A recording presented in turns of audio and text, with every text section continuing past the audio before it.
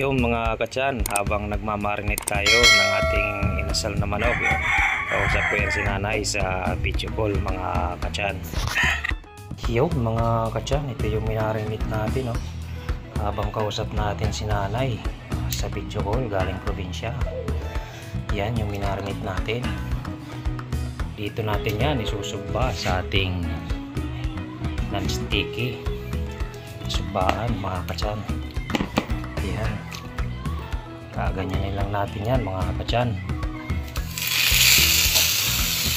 Ayan, o. Kagandahan nito yung mga katsan na sugbaan, hindi mo na kailangan ng uling. Yan, hindi mo na kailangan ng uling na sugbaan yan mga katsan. Ayan, o. Ito yung minarinate natin na manok kanina.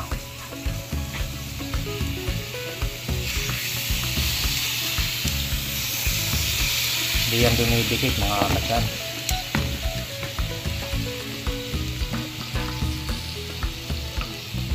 Ito yung maganda sa ganitong uri ng sugbaan mga katsan, dahil hindi na ano sa uling, at yung mga puno ng kahoy mapipreserve na, hindi na magpuputol para gagawin ng uling. Makakapagsugba na kahit na walang uling mga katsan. Yan talaga yung purpose nito. Napakahusay ng nakaimbento ng ganito mga katsan. At yung ganitong uri ng ng yawan mga katsan, mura lang siya, malapad. Nabili ko lang to, mga megit lang yan, sandaan mga katsan. Ito naman mga katsan, gagawin natin yan sauce. Papakuluin lang natin yan. At timplado na ito mga katsan. Pag ginawa natin itong sauce, ay naku, napakasarap niyan mga katsan. Ayan, o. Ayan, o. Yan yung pagsusugba natin. Diskarte lang tayo mga katsan, yung makasugba ng walang uling. Ayan, gamit natin. Sa mga online na mga nagbibenta ng mga ganyan, doon ko yan nabili mga katsan. Yun mga katsan, shout out sa mga supporter natin na patuloy tayong sinusuportahan, sa mga followers natin at saka mga non-followers, at sa mga viewers natin. Mabuhay kayo hanggat gusto nyo mga katsan. Pag ganyan marinate yung niluto nyo mga katsan at hinain nyo sa inyong minamahal sa buhay, ay talaga namang iibigin kayo habang buhay. Mga katsan, antayin lang natin yan maluto. At ito na ay gagawin natin sauce mga katsan.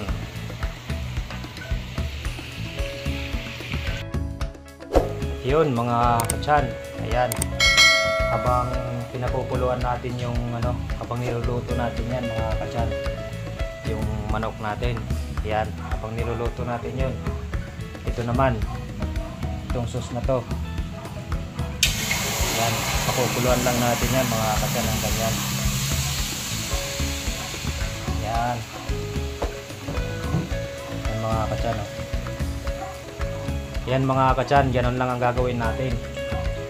Itong na to, dahil kumpleto sirkados na yan ng sangkap mga katsan, yan yung gagawin natin pinakasos nya para dito. Ayan, kitang-kita nyo naman mga katsan, nakakapagsugba tayo kahit wala tayong uling. Yan mga katsan, antayin na lang natin yan maluto yung ating sinugba. Yan, dandahanin lang yung apoy para hindi masunog yung pinakaano nya, yung sauce na tuyo, para di masunog. Putol pala ito, putol yung hawakan ng aking kawali mga katsan. Dito naman, ito yung sinugba natin. Tingnan nyo mga katsan, talaga naman para ka lang din nagsusugbaw. Diba? Swabing swabe. Ngayon pa lang mga katsan, natatakam na ako. Talagang sinugbang sinugbang style nito. Ayan,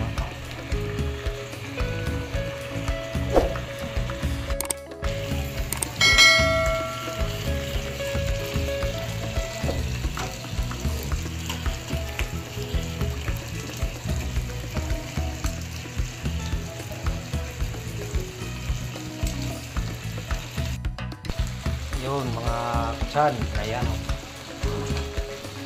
Natin to. Ito yung ano natin. Minarin. Yung mga katsan. Ayan o. Lutong-luto na yung ating minarin na mga kita ng manok. Mga katsan.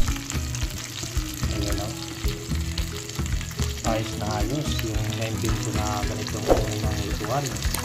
Makakapagsulpa ko na katsan nang hindi ka nagagamit ng uling.